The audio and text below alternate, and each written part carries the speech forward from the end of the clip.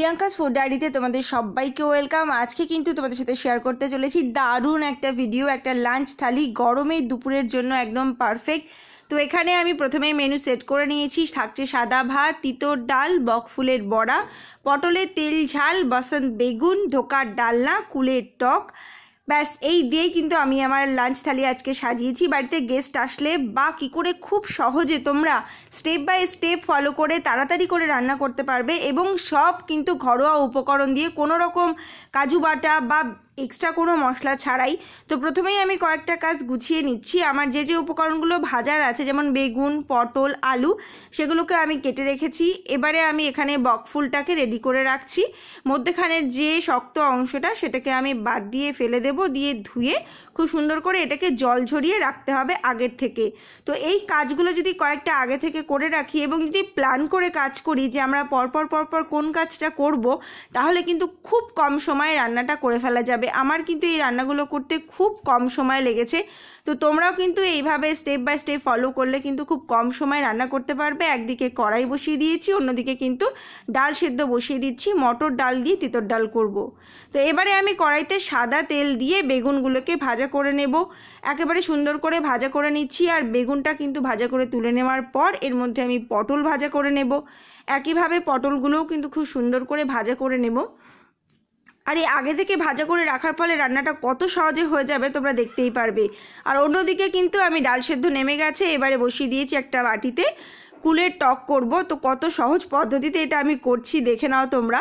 তো এখানে কুলগুলো দিয়েছি, মুখ ফাটিয়ে দিয়েছি, আর নুন আর একটু হলুদ দিয়ে দিলাম, আর স্বাদ অনুযায়ী চিনি দিয়ে দিলাম, যে যেরকম টক খাবে। তো এটাকে ফুটিয়ে কিন্তু আমি জাস্ট রেখে দেবো কিছুক্ষণ। এবারে অন্যদিকে পটল ভাজা তুলে নিয়ে আলুগুলো ভেজে নেব আমি। এক এক করে আলু ভাজা হয়ে গেলে এর মধ্যে উচ্ছে ভাজা, তিতর ডালের যেহেতু উচ্ছে লাগবে তাই উচ্ছেগুলো ভাজা করে নিচ্ছি। এইভাবে একই কড়াইতে যদি পরপর ভাজাগুলো করে নিই খুব সুবিধা হয় রান্না করতে। এদিকে কিন্তু ডালটা আমি জল দিয়ে দিয়েছি, এর মধ্যে দিয়ে দিলাম নুন, একটু হলুদ আর একটু মিষ্টি দিয়ে এটাকে খুব সুন্দর করে ফুটিয়ে নেব। যখনই এটা খুব ভালো করে ফুটে যাবে তখনই কিন্তু এর মধ্যে আমি অ্যাড করে দেবো আগে থেকে ভেজে রাখা উচ্ছেগুলোকে। তারপরে কিন্তু উচ্ছেগুলো একবার ফুটে গেলেই এর মধ্যে আমি দিয়ে দেবো, আমি কিন্তু পাশের কড়াইতে কিন্তু অলরেডি ফোড়ন রেডি করে রেখেছি। সর্ষে ফোড়ন দিয়েছি আমি, সর্ষের তেলে সর্ষে ফোড়ন দিয়েছি। এবারে দিয়ে দিলাম আদার রস ব্যবহার করলাম আমি। এবারে একটাই পাত্রে কিন্তু ডালটা পুরো কমপ্লিট হয়ে গেলে তোমরা দেখতেই পারলে। এবারে কিন্তু আমি অন্যদিকে চলে এসেছি। সেই একই কড়াইতে আমি এবার ধোকা রেডি করে নেব। ধোকাটা আমি রেডিমেড ধোকা ব্যবহার করেছি। তো রেডিমেড ধোকাটা কিন্তু আমি কিছুক্ষণ ভিজিয়ে রেখেছিলাম জল দিয়ে। তারপর সেটাকে গুলে আমি ঠান্ডা হতে দেব, দিয়ে ওটাকে পিস পিস করে কেটে ভাজা করে নেব। অন্যদিকে কিন্তু আমি এবার কড়াইটা ধুয়ে নিয়ে এসে এবার যে টকটা করে রেখেছিলাম, এবার কাজ হলো আমার প্রথম যে টকটাকে ফোড়ন দিয়ে নেওয়া।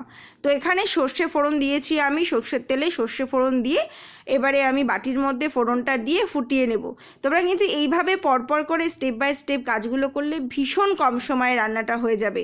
তো এবারে সেই কড়াইতেই কিন্তু আমি দিয়ে দিয়েছি সাদা তেল দিয়ে এবারে আমি ধোকাগুলোকে ভাজা করে নেব। তো আশা করছি তোমরা ভিডিওটা দেখছো আর তোমাদের ভিডিওটা ভালো লাগছে। তো যারা এখনও চ্যানেলটাকে সাবস্ক্রাইব করোনি তাদেরকে রিকোয়েস্ট করব, এরকম ভালো ভালো আইডিয়া পেতে, ভালো ভালো রেসিপি পেতে অবশ্যই চ্যানেলটাকে সাবস্ক্রাইব করে দিও। আর সবাইকে অনেক ধন্যবাদ যারা এতদিন ধরে আমার সাথে আছো। তো সুন্দর করে ধোকাগুলোকে ভাজা করে তুলে নেব। এবারে কিন্তু রান্নাগুলো করতে খুব কম সময় লাগবে, কারণ অলরেডি সমস্ত কিছু প্রিপারেশন আমার করা রয়েছে। অন্যদিকে ভাতও হয়ে গেল। এবারে এক এক করে আমি প্রথমেই করে নেব কিন্তু যে রান্নাটা, তার জন্য প্রথমেই আমি সর্ষের তেলে নুন, একটু হলুদ, শুকনো লঙ্কা দিয়ে দিলাম, আর দিয়ে দিলাম পাঁচফোড়ন। এবার দিয়ে দিলাম বেগুন, আগে থেকে ভেজে রাখা বেগুন, কারণ আমি এবারে রান্না করছি বসন্ত বেগুন। তো এর কালারটা কিন্তু আমি এরকমই হলুদ রাখতে চেয়েছি, তার জন্য আমি লঙ্কার গুঁড়ো ব্যবহার করিনি। আমি সর্ষের সাথে কিন্তু কাঁচা লঙ্কা বেটে নিয়েছিলাম। তো এবারে এটাকে জাস্ট 5 মিনিট ঢাকা দিয়ে রান্না করলেই আর একটু মিষ্টি অ্যাড করলেই কিন্তু এই রেসিপিটা হয়ে যাবে। ভীষণ ইজি। নিরামিষ দিনে কিন্তু মুখরোচক খাবার খেতে হলে কিন্তু এই রেসিপিটা তোমাদের অবশ্যই ট্রাই করতে হবে, এবং এটা খুব ইজিতে হয়ে যাবে। অনেক পদ তোমরা এতে করতে পারবে। তো এভাবে রান্না করলে আশা করছি তোমাদের এই রেসিপিগুলো ফলো করলে ভীষণ ভালো লাভ হবে, বুঝতেই পারবে নিজেরা যখন বাড়িতে করবে। তো 5 মিনিটের মধ্যে কিন্তু এই রেসিপিটা হয়ে গেছে। সেকেন্ড রেসিপিতে চলে যাচ্ছি আমি। এখানে কিন্তু আমি সর্ষের তেল গরম করে নিয়েছি। এবারে দিয়ে দিলাম একটু টমেটো আর জিরে পেস্ট করে রেখেছিলাম আর একটু কাঁচা লঙ্কা, সেটা অ্যাড করে দিলাম আমি। এবারে এটাকে সুন্দর করে কষিয়ে নেব যতক্ষণ না তেল ছাড়ছে। এর মধ্যে অ্যাড করে দিলাম নুন আর একটু হলুদ স্বাদ অনুযায়ী। এবারে এর মধ্যে অ্যাড করে দেবো আমি আগে থেকে ভেজে রাখা পটলগুলো যেহেতু সেদ্ধ করা রয়েছে তাই রান্না করতে কিন্তু এটাও খুব কম সময় লাগবে। এবার পটলগুলোকে দিয়ে একটু ভালো করে নাড়িয়ে চাড়িয়ে নেব আমি।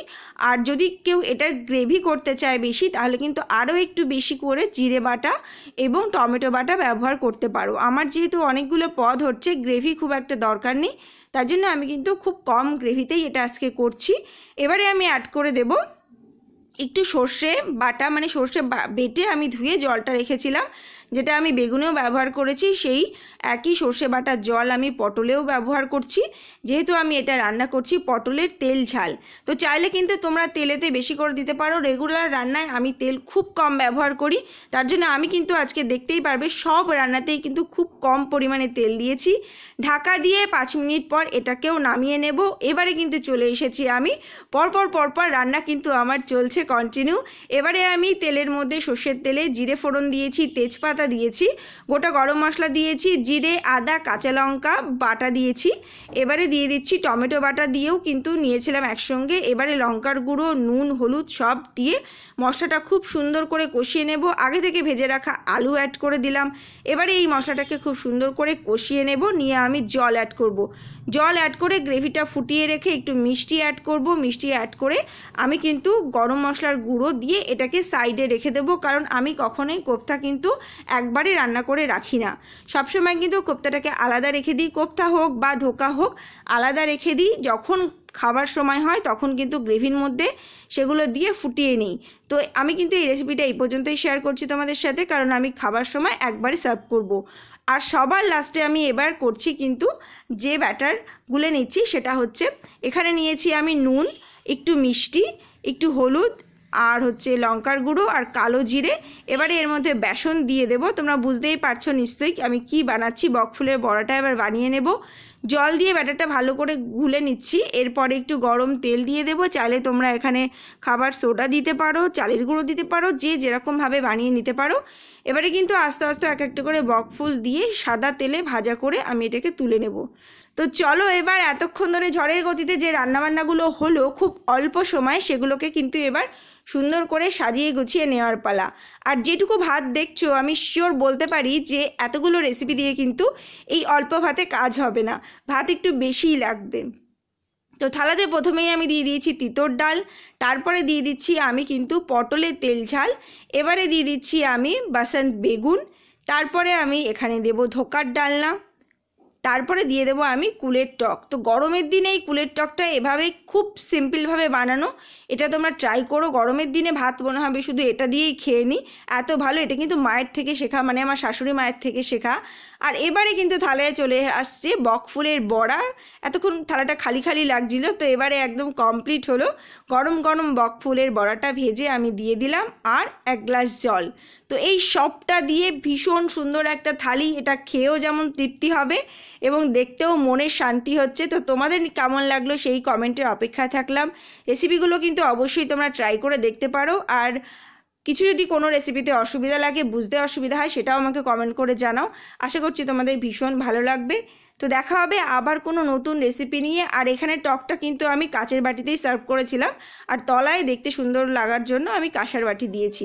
তো তোমাদের কেমন লাগলো এই টিপসগুলো, এই ট্রিক্সগুলো অবশ্যই আমাকে জানাও। আর ভালো লাগলে কিন্তু সাবস্ক্রাইব করতে ভুলো না। আজকে এই পর্যন্তই, দেখা হবে আবার নতুন কোনো রেসিপি নিয়ে। টাটা।